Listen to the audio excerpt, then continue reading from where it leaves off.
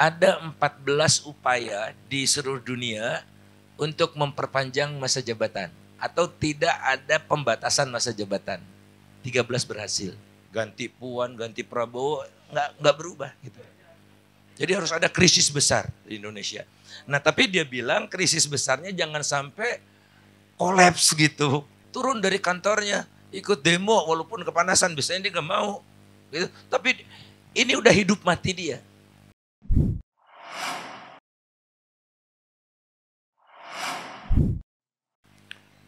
Harus diakui teman-teman sekalian, 50 tahun terakhir dengan adanya hiperglobalisasi, globalisasi ini, kesejahteraan umat manusia di dunia ini membaik luar biasa. Angka kemiskinan ya, itu Anda bisa lihat nih seluruh estimasi tentang jumlah orang miskin ekstrim itu turun dari sini ya 70-an ya. 70-an ini sekitar 60%, sekarang tinggal kira-kira 10% saja. That thanks to global trade ya. Petani di Afrika bisa menjual produknya ke Eropa gitu. Ya, kemudian ada kerjasama, ada OECD, ada World Bank, mengentaskan kemiskinan. Jadi multilateralisme itu bekerja dengan baik. Ini sekedar asik ya kita bisa dapat data seperti itu. Saya bisa akses ke Excel-nya, saya bisa ubah-ubah warnanya gitu. Jadi kemewahan yang kalian punya yang dulu saya nggak punya itu.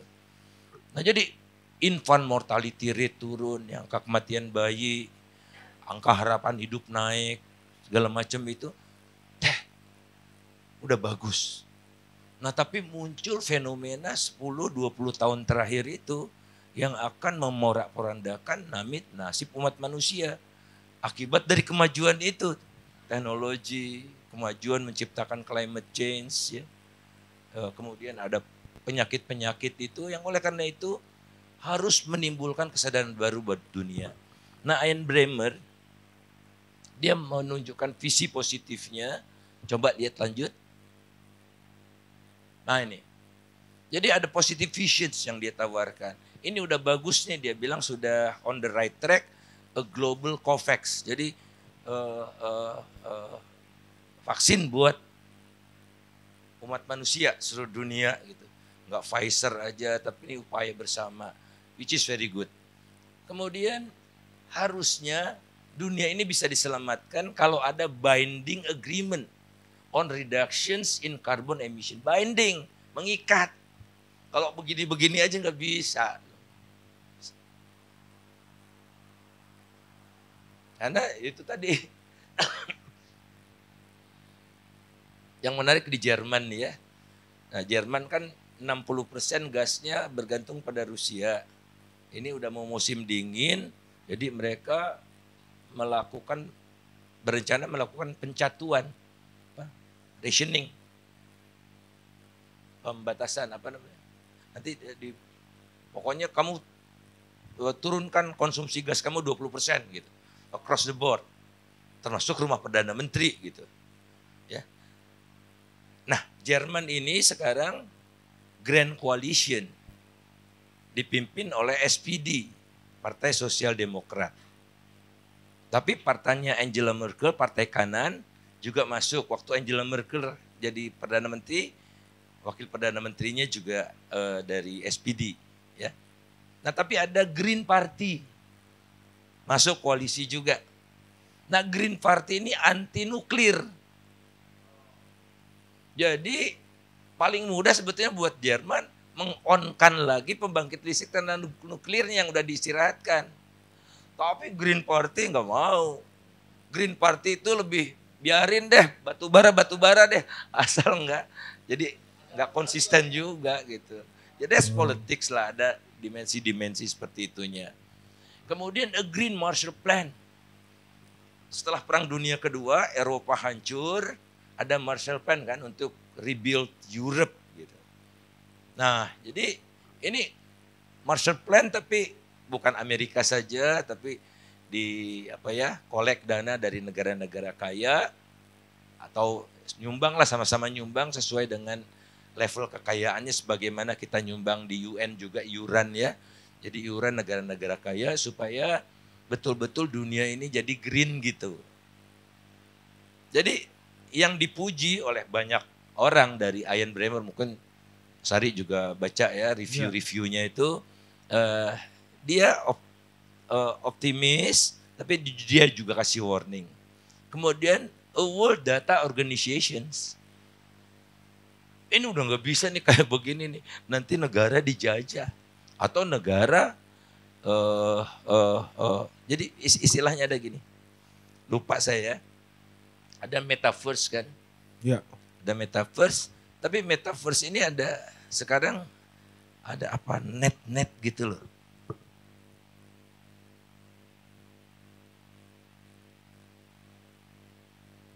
Lupa deh. Jadi ada internet, ada global data, ada metaverse, tapi itu dipilah sama Cina itu. Yang ini nggak boleh ya, yang ini nggak boleh ya gitu. Jadi ada istilah khususnya saya lupa ya. Bukan. Jadi ada jalur tertutup, ada jalur terbuka di negara-negara yang otoriter seperti China. Nah, China itu nggak membolehkan apa masuk gitu-gitu. Nah, terakhir barangkali nggak bisa semua ya kita. Nanti teman-teman, tujuan saya kan untuk membuat teman-teman tuh tertarik untuk baca keseluruhan bukunya. Ada yang menarik kata Ian Bremmer ini, dunia kelihatannya akan mulai bergerak kalau ada krisis besar.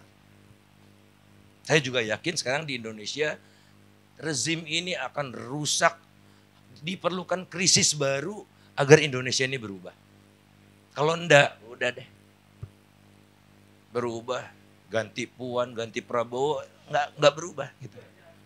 Jadi harus ada krisis besar di Indonesia. Nah, tapi dia bilang krisis besarnya jangan sampai kolaps gitu. Pusing juga kan. Jadi tingkat destruksinya itu masih kita bisa manage. Karena kalau ada kerusuhan sosial mengerikan juga kan. Jadi harus ada krisis besar yang membuat semua orang sadar bahwa dia harus berubah gitu. Ya. Betul bener tuh. Tapi belum tentu polisi berubah. Nah, gue mau ngomong itu tapi belum tentu. Gak berani. Karena ini kan udah kelihatan kan jaringannya itu kan. Jadi udah deh serahkan ke Mas Budi, Mas Ari soal itu. Jadi habis kalau nggak salah. Berarti negara otoritarian tuh lebih adaptif hari ini berarti Bang. Bang Faisal kan nyebut-nyebut China loncatan tinggi, otokrasi gitu.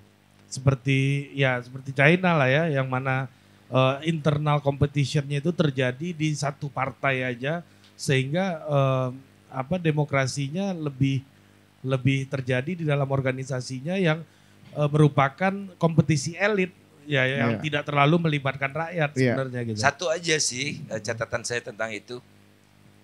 Market ekonomi tidak kompatibel dengan otoritarian. Itu aja.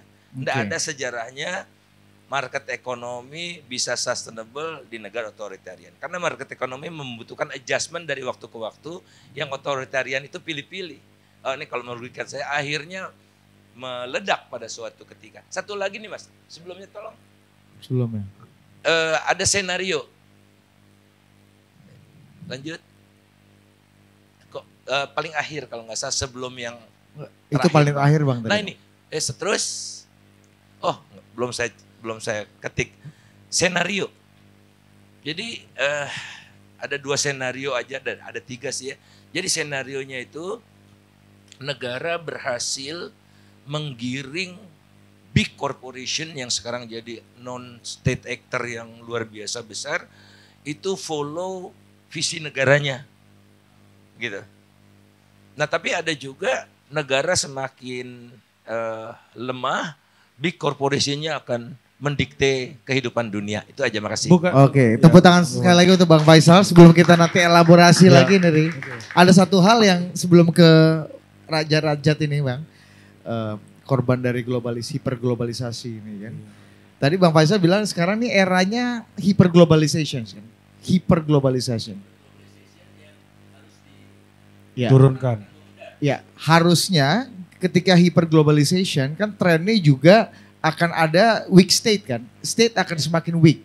Nah, tapi justru malah di politik tadi Ari juga sudah sebut bahwa sekarang eranya pemimpin-pemimpin populis yang lebih kuat, lebih lebih otoriter gitu Bang. Lebih kuat daripada organisasinya dan gak bisa dikontrol oleh organisasi-organisasi. Tidak merepresentasikan dan menampilkan wajah weak state justru. Kalau dan makin banyak kayak gitu. Kalau bahasa Bang Faisal dulu pas reformasi yang tidak bisa dikontrol oleh kelembagaan demokrasi lagi gitu. Nah, Gimana menjelaskan fenomena ini Bang? Silakan. Sebelum masuk ke barang-barang yang lain Bang. Dibahas juga nih populisme itu Donald Trump, Obrador dulu tuh Obrador favorit saya banget ya. Jadi dia melawan kekuatan neolib lulusan Chicago itu kan pernah presiden Meksiko lulusan Chicago tuh yang botak tuh kayak saya gini. Nah sekarang Obrador kebetulan waktu itu saya sedang di Meksiko lah. Tapi itu dia cenderung populisme itu kesannya kan kalau populisme itu kan merakyat banget. Enggak, justru menyengsarakan rakyat. Populisme yang digulirkan di Kuba misalnya, di Turki gimana? Venezuela, Turki tidak strengthening institutions-nya gitu. Jadi lebih kepada kemunculan sosok-sosok yang misalnya kalau saya bilang nih ke Pak Luhut langsung, Bapak kalau ngebangun negara tuh Pak bukan bergantung pada orang. Memang Bapak berhasil, saya bilang gini-gini. Tapi Bapak tuh tidak memperkuat, tidak membangun sistem. Kalau Bapak nggak ada, ya udah, tidak ada yang diwariskan gitu. Nah, populisme itu cenderung begitu, tidak menciptakan suatu perubahan yang lewat penguatan institusi, tapi lebih dibuat negara itu bergantung nasibnya oleh personal itu yang bahaya. Makanya muncul narasi perpanjangan masa jabatan, muncul narasi mengakali konstitusi, konstitusi. Kan gitu kan? Gak hanya di Indonesia, nggak di Indonesia, di luar negeri. Di luar negeri, Erdogan dari presiden ke PM presiden, ya kan? Putin juga seperti itu ganti-gantian. Artinya menciptakan strong leader, bukan strong state gitu Bang ya? Dengan hiperglobalisasi ini. Strong leader, otoritarian. Iya. Menarik. Ada 14 upaya di seluruh dunia untuk memperpanjang masa jabatan. Atau tidak ada pembatasan masa jabatan. 13 berhasil. Hampir semuanya berhasil. Gimana sorry Bang? Dari 14? Dari 14, 13 berhasil. Yang gagal di mana Bang satu Bang? Aduh saya lupa itu ada di IDEA. International Democracy apa gitu. IDEA. Ada reportnya. Di Guinea Bissau sana dan kita mau yang ke-14. Yang maju, yang ngerjain perpanjangan itu biasanya yang udah yakin berhasil aja Din. Yang gak yakin, enggak lah. Oke. Biar survei dulu. Big Data. Kan World Data Organization. Data langit. Sky Data. Oke. Silakan yang ingin bertanya. Iya. Ya. Ada Abraham Molembot yang mau tanya. Ayo langsung aja. Bye lu. Ya. Silakan. Lu jangan lu kasih pula tausiah lebih panjang daripada Bang Faisal. Nah, langsung aja nanya. Padahal bos, dia mangap aja belum bos. Iya. Silakan bos. Ya, nama, alamat gitu. Jangan lu tertekan gitu aja lu ngeliat Bang Faisal. Lihat kamera. Lu skip. Halo berhasil. Ada kamera. Hati-hati bos. Halo tatap tuh Kevin Hatu. Iya. Coba, yuk. Jangan lu tiup, ini nggak panas ini mic-nya. Cik. Mantap. Ya. Oke, selamat sore semua, karena ini udah sore. Iya. Waktu bahas The Power of Crisis, gue langsung kebayang tentang serial Naruto Perang Terakhir. Jadi semua negara bakal bersatu ketika ada Madara, ada krisis, mereka baru bersatu. Nah kira-kira di dunia ini kan ada berbagai macam problematika. yang Pak Faisal bilang, harus ada krisis yang besar tapi gak sampai kolaps. Oh, kata ini. Baik, berdasarkan buku itu. Kata Ayen. Kata Ayen. Kira-kira di antara berbagai macam problem apa yang kira-kira possible untuk jadi krisis ini? Terima kasih. Hari ini dari berbagai macam dimensi. Nama. Nama Afi Ahmad Ridho. Okay. Dari institusi dari UI. Lo UI juga UI. Politik. HI. Mantap juga lo. Nah, cocok ini lo. Jadi pendapat lo gimana tentang kata Bang Faisal tadi G20 nggak ada gunanya? Menurut lo gimana? Lo setuju? Sebagai anak HI nih. Sebagai anak HI. G20. Meskipun tadi market cap-nya 86% GDP dunia. Tetap ada gunanya, tapi bukan buat rakyat, bukan buat kita, tapi buat pejabat-pejabat yang tadi dibilang oleh Bang Faisal. Propagandis lo HI. UI. HI. Iya. Muka lu antrop gue lihat.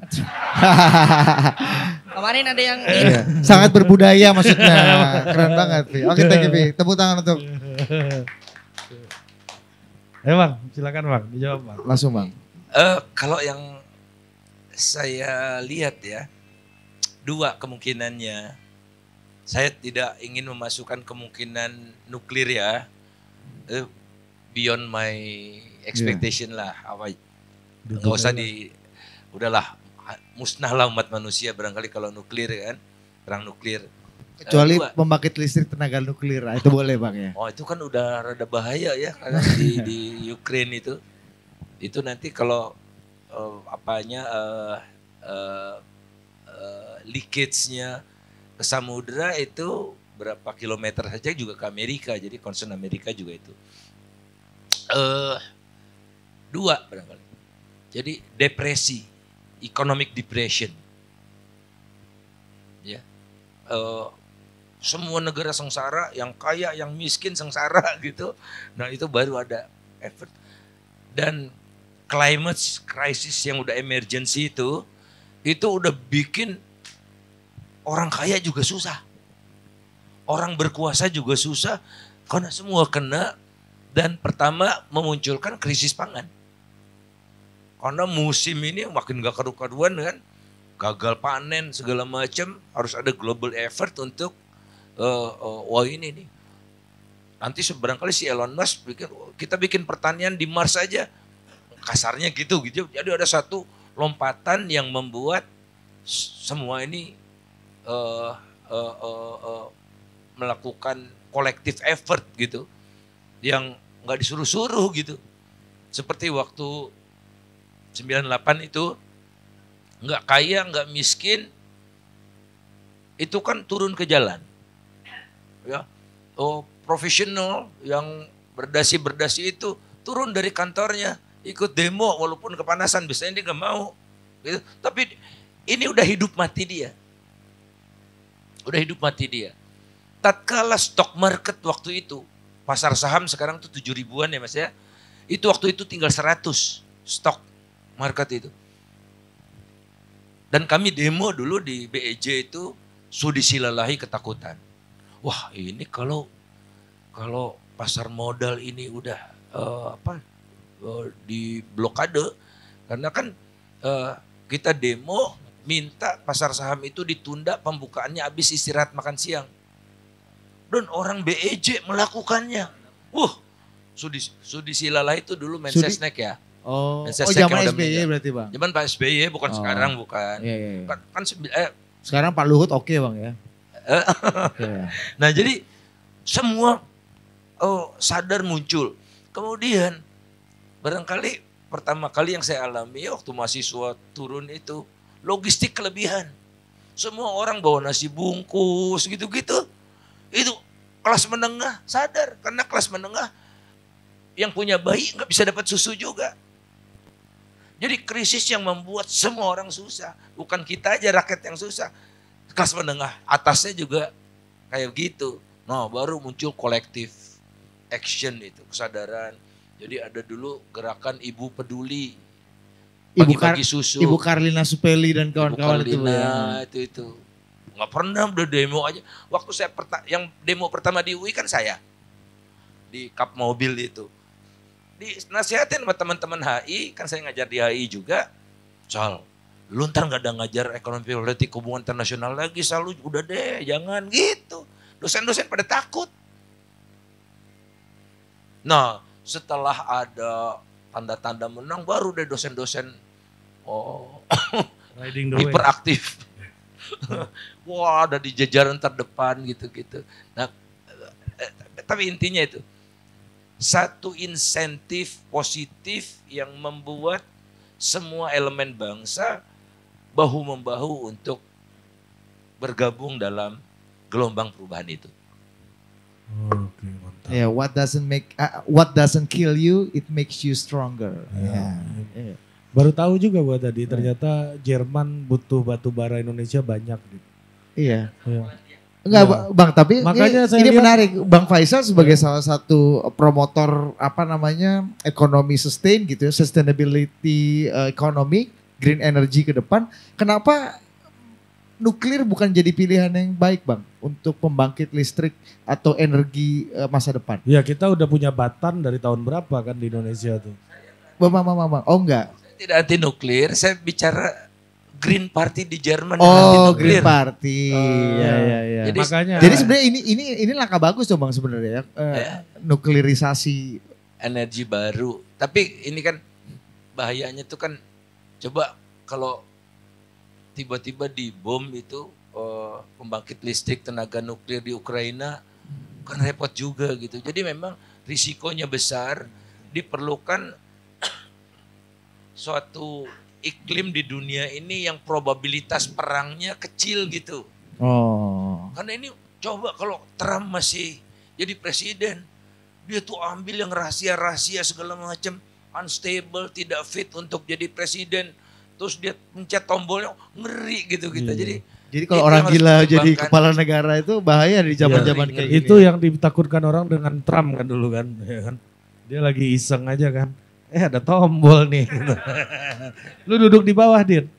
Gua yakin Bang Faisal nggak masalah kita duduk di atas. Tapi netizen yang sopan-sopan Iya, ini benar, nanti nih. benar-benar. Ya kan? Iya. Dasar nggak sopan sama orang tua duduk di atas kan. Iya. Anda yang paling sopan. Menurut Iya. Microsoft Anda paling sopan di muka bumi. Iya. Ya kan? Karena berat nih naik badannya lagi. Iya nanti. susah bos. Makanya ini penjelasannya menarik nih. Ya. Itu yang membuat haji-haji banyak bisa bahasa Jerman kayaknya sekarang. Dir. Kenapa? Karena batu bara ini. Iya. Belajar kontrak-kontrak bahasa Jerman ini. Oke. Lucu ya jadi. Iya. Oke, tadi. Ada lagi? Siapa lagi? Ya. sini, Sini. Sini. Sini loh. Duduk Berdiri, dong, lu berdiri, berani-berani. berdiri. Hah? Kalau berdiri boleh. Apa nih berdiri apa? Ya. Nama? Ini sopan nggak berdiri? Iya, Soalnya pematerinya duduk ya, nih. nggak apa-apa lah. Iya. Netizen aja yang bikin standar itu. Tolong. Kita mah bebas aja bos. Oke, selamat sore semuanya. Perkenalkan saya Nabi Rijal Makarim. Nadiem Makarim. Ya, saudara. Siapa nama lu? Nabi Rijal Makarim. Oh, oke. Saudara seiman lah. Ya. Ya, kalau darah jauh soalnya. Ya. Saya dari FISIP UI, Jurusan, seangkat. jurusan. jurusan ilmu politik. Wah, ini mau kayak politik kayak gini nih. Ya, calon-calon koruptor bukan ya? Tolong. Itu loh yang nyebut. Bukan. Saya angkatan 2022, jadi saya maba juga, seangkatan sama Alfi yang tadi yang nanya. Oke, saya merasa terhormat bisa langsung bertanya ke Bang Faisal. Pertanyaan saya adalah bahwa ini saya lebih minta pendapat ya. Benar bahwa saat ini di era mungkin era digital, era data, bahwa tesis Francis Fukuyama tentang the end of ideology, bahwa demokrasi liberal itu sebenarnya saat ini kalau saya lihat bukan akhir dari ideologi segalanya.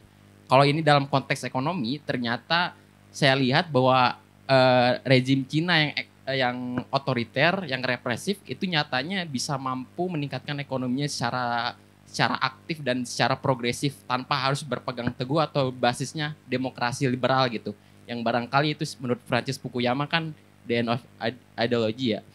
Dan artinya saya minta pendapat ke Bang Faisal bahwa apakah di situasi krisis saat ini tuh rezim otoritarianisme itu diperlukan untuk kemudian mengatur market, untuk kemudian mengatur policy, untuk kemudian mengatur society gitu. Itu kalau demokrasi kan tentu konsekuensinya kita kan bakal chaos gitu kan.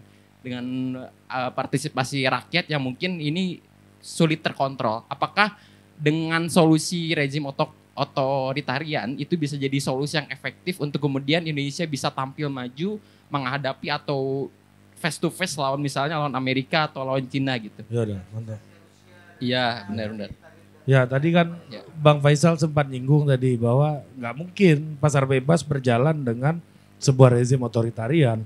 Namun pasar bebas juga nggak mungkin jalan tanpa aturan juga kan begitu. Nah dalam situasi krisis kayak sekarang gimana Bang? Apakah ini jadi sebuah keharusan nggak atau bagaimana untuk mengejar Indonesia mengejar negara-negara superpower ini gitu? Thank you. Saya riset kecil-kecilan tentang demokrasi and development. Kecil-kecilan saya bilang. Lebih Kita boleh pada studi literatur gitu ya. Awalnya apa istilahnya evolusinya demokrasi itu barang mewah. Oleh karena itu pembangunan dulu, nanti demokrasi akan hadir dengan sendirinya. Itu pasca Perang Dunia Kedua siapa? Political scientist-nya yang antropolog, sosiolog sebetulnya. Parsons, Hah? Talcott Parsons bukan? Bukan, sebelumnya lagi 59. Barrington Moore bukan? Bukan. Siapa? Huntington. Udah Itu tua itu. dia, udah 59, artikelnya tahun 59. Siapa ya? Aduh, Apa tesisnya apa Bang? modern state, developmental state. Jadi biasanya di FISIP diajarin tuh. Aduh kok saya lupa. Dia dari Partai Demokrat, tapi dia profesor. Tapi dia profesor berpartai.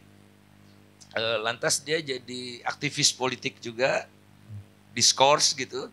Kemudian dia jadi penasehat White House pernah, dan dialah yang antara lain mendorong Amerika untuk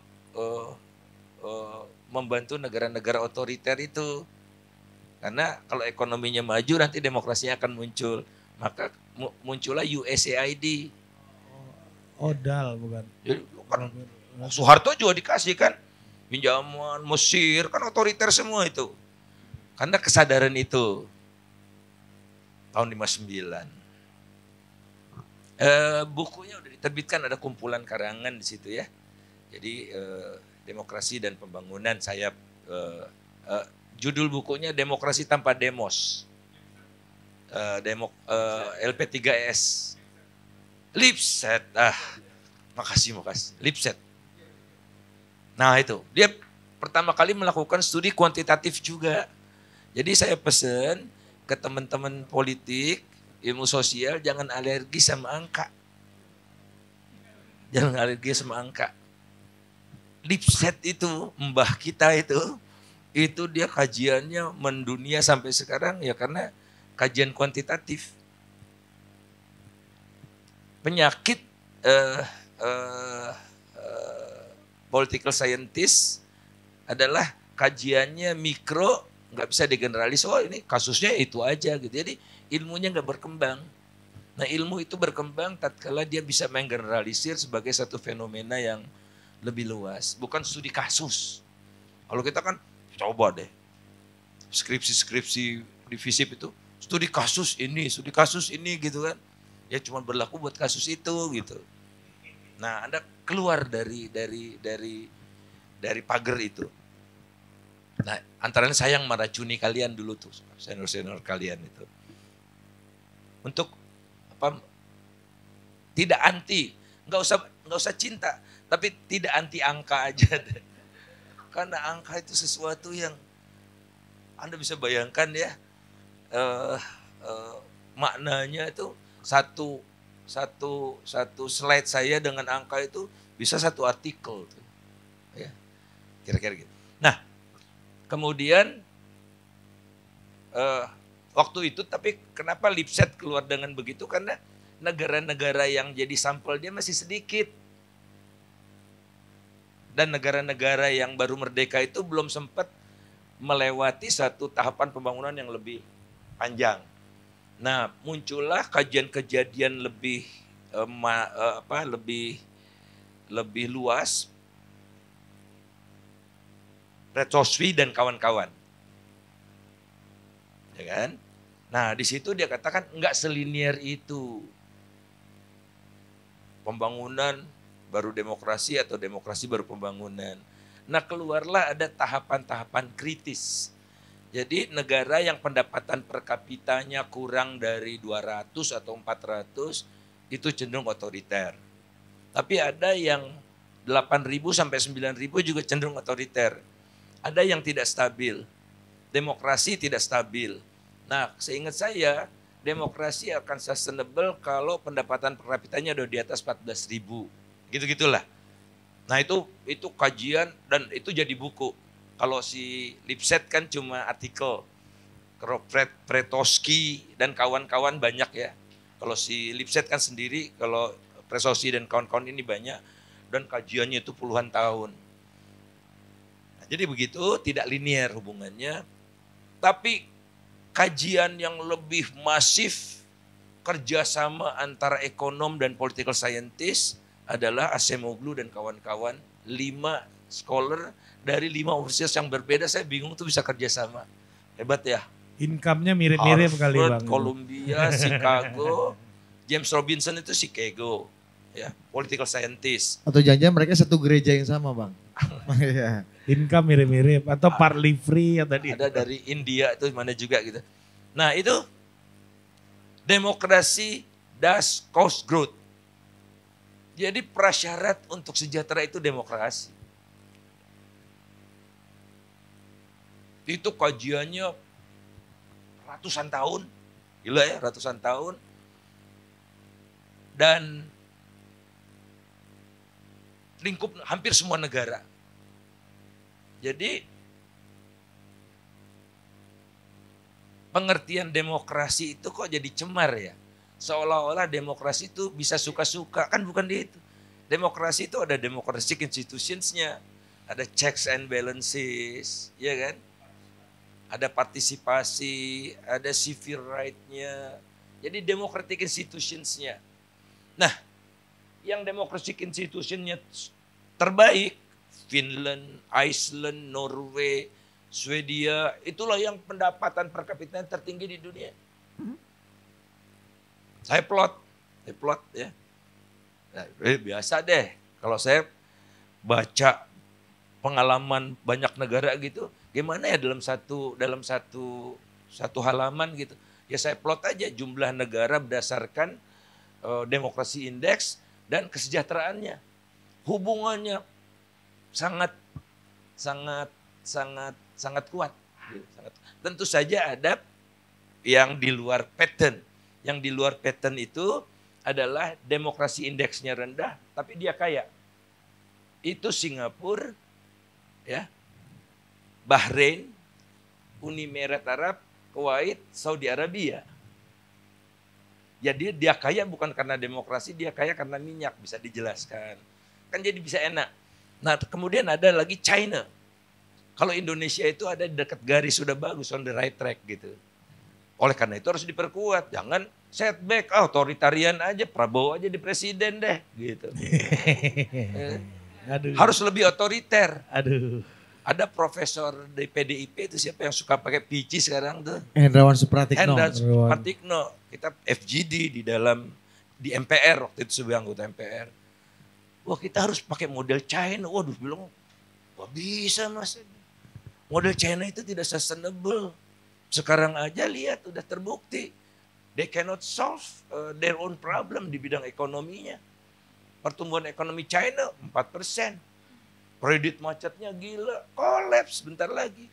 Karena apa? Ada subprime mortgage ya Bang ya sana ya. Sebagai apa? Negara yang naik terus kan kelas menengahnya naik. Nah, kelas menengahnya kan gak bisa disumpel. Sooner or later Partai Komunis China akan kolaps. Bukan Chinanya ya.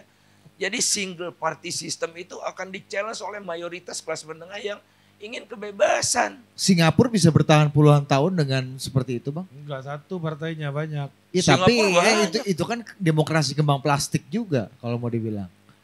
Ya partai penguasanya sejak Republik itu berdiri sampai coba sekarang tanya sama. rakyatnya happy nggak? Nggak happy. Coba misalnya saya supir taksi ya. "Oh, Anda enak di Indonesia," dia bilang kan. "Kalau di sini kita nggak kerja kita mati." Gitu. Jadi kami itu kerjanya dipajakin terus. 30% gaji kami diambil sama negara. 30%. Ini sama narasi supir taksi saya juga gitu bang. Jangan-jangan sama nih orang ini.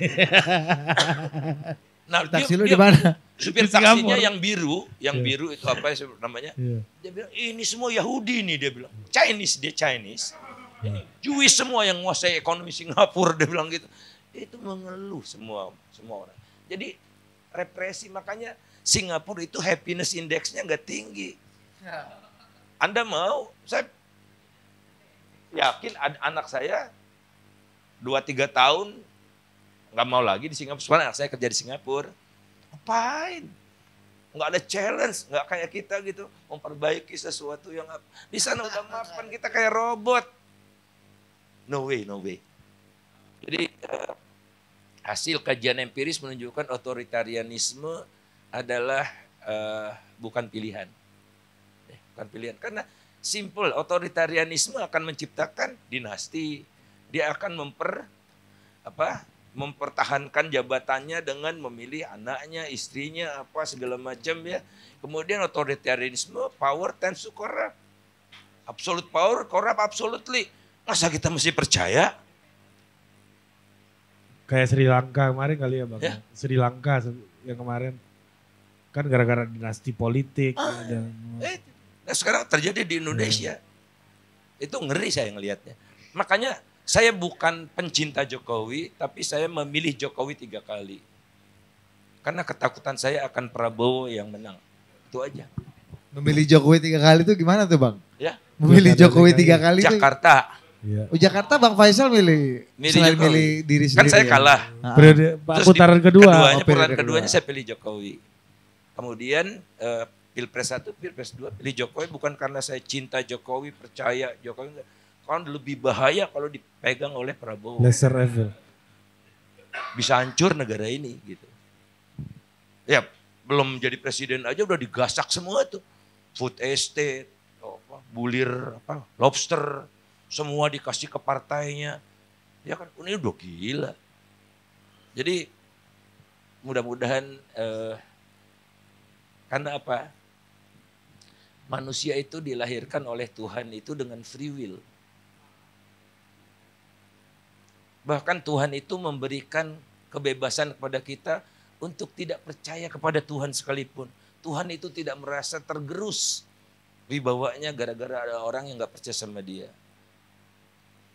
Tuhan tidak memaksakan. Lakum dinukum waliyadin gitu. Ya.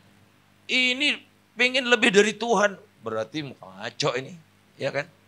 Kalau otoritarianisme itu bahaya. Jadi kenapa sih Tuhan mengatakan seperti itu? Supaya segala potensi yang diberikan oleh Tuhan itu kepada manusia yang berbeda-beda itu bisa diaktualisasikan secara optimal. Ya. Jadi kalau ada kan banyak kawan-kawan saya ya, kayak Bang Marsilam itu, dia mau masuk fakultas hukum, sama emaknya disuruh kedokteran aja lah, masuk kedokteran dia. Jadi kan nggak optimal. Pas Bang Marsilam dapat ijazah dokternya, besoknya dia ke fakultas hukum daftar dari nol lagi. Itu bukan otoritarianisme tapi sesuatu yang tidak mengoptimalkan. Karena ada orang yang memaksakan atau ada orang yang membuat free will kita itu tidak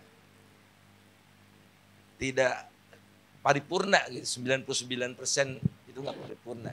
Otoritas Jadi- di luar diri kita ya Bang ya. Ya. Iya, yang Nah menentukan. yang saya serem sekarang kampus juga otoriter. Itulah saya bingung tuh. Misalnya di FISIP kan baru milih dekan ya. Ya. Baru milih dekan, kan ada pemilihan, ada ranking 1 sampai 4. Yang dipilih sama rektor nomor 4. Dan kampus nggak heboh gitu, saya bingung tuh. Gimana negara mau berubah di kampus aja nggak bisa berubah kan?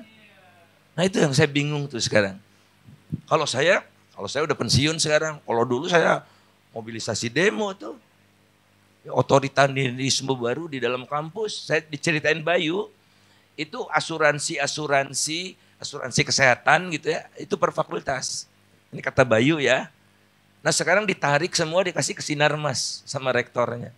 Dan kalian diem, gimana kalian bisa mengubah Indonesia kalau Republik UI aja kayak begitu Anda diemkan. Itulah. Parah juga rektor. Ngeri ya. Ari Kuncoro aja nggak berhasil kita tumbangkan. Gimana mau numbangin? Enggak deh. Gimana mau numbangin Putin? Ya, ya kan, mantap kan? Iya. Nah, Iya. Gimana Oke. mau ngelawan Erdogan nih? ya. Oke, Bang Faisal, untuk menutup dialog kita, Bang, kasih satu terakhir, Bang, Iya, hikmah dan kebijaksanaan. Karena negara ini dipimpin oleh hikmah dan kebijaksanaan. Ya. Saya yakin adik-adik, teman-teman di sini ada di sini bersama-sama kita di sini karena belief kan. One man with belief equal to 1,000 with only interest gitu. Nah tapi kalau 1,000 with belief akan lebih keren lagi.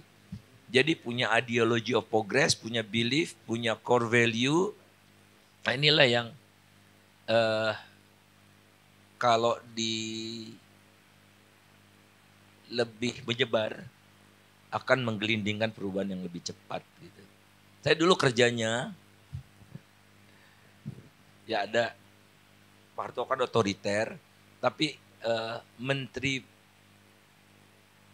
PDK-nya Pak Yuwono kalau nggak salah, terus direktur kemahasiswaannya Pak Psikologi. Jadi teman-teman ini dulu Sarlito. bukan Itu dekan. lupa deh. Ya. Nah, ini sadar teman-teman ini nggak bisa berbuat apa-apa di dalam gitu ya. Nah tapi saya profesor hukum dari Lombok itu, Harun Ar-Rasyid, Mas Heru Kuncoroyakti itu dosen FISIP, dan beberapa lagi. Ada Mas Eko itu juga dari UI dulu tapi dia di Diknas. Eko Nah, itu- Prasojo, Bukan. Eko dokter gigi kalau nggak salah. Nah itu menugaskan kami keliling Indonesia. Ya, itu. Keliling Indonesia. Enggak seluruh. Jadi misalnya di Sumatera ketemunya di Unan itu untuk memberikan penjelasan sejernih-jernihnya tentang kondisi Indonesia kepada aktivis mahasiswa. Gitu. Kemudian setiap Agustus kan mahasiswa teladan dipanggil ke Jakarta yang ngisi pembekalan kami. So, ada Fadlizon, ada Saldi Isra, di situ pasti mereka ingat sama saya itu. Nah jadi untuk mempercepat tumbuhnya kesadaran baru tentang pentingnya perubahan di Indonesia gitu. Sampai itu terjadi 31 Desember itu. Tahun berapa saya lupa, 31 Desember. Orang mah udah malam tahun baruan, kita masih sama mahasiswa itu. Nah inilah yang maksud saya, jangan kemewahan ini dinikmati oleh teman-teman di sini aja. Tapi kita mulai tur tentang perubahan itu. Di Indonesia itu apa yang harus kita lakukan buat Indonesia yang lebih baik, macam-macam dengan dialog dengan teman-teman. Kalau di level BEM kelihatannya udah mulai luar biasa ya kerjasamanya. Kemarin saya lihat Mas Bayu tuh BEM UI ikut membina BEM Yarsi gitu-gitu loh. Karena kan ya artinya apa?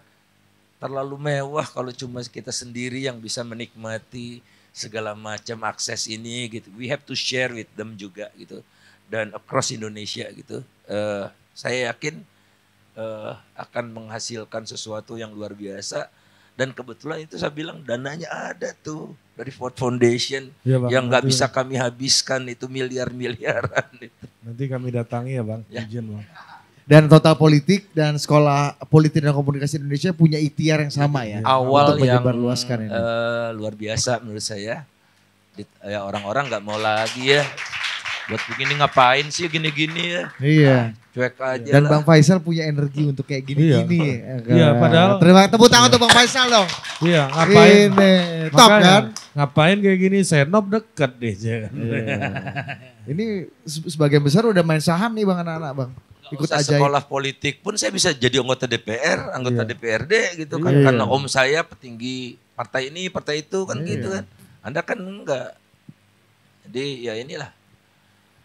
Oh sekarang investor saham individual di pasar saham itu mayoritas 30 ke bawah. Kalau generasi saya, generasi blow on, generasi kolonial, taunya cuma nabung. Dan sebodoh-bodohnya orang adalah yang menabung. Kalau Anda bukan menabung, Anda investasi, itu kan keren. Ya, keren. 30 tahun financial freedom Bang mereka. Wah, Jadi kita nggak takut ada capital flight Iya. macam-macam Bang ya. Karena Seminar- sekarang udah lebih kuat. Seminar pertahanan kripto gitu ikut mereka ini semua nih. Oke. Ya. Thank you sekali lagi teman-teman. Ini upaya ikhtiar kita. Thank you tepuk tangan yang Ya. meriah sekali untuk Bang Faisal Basri.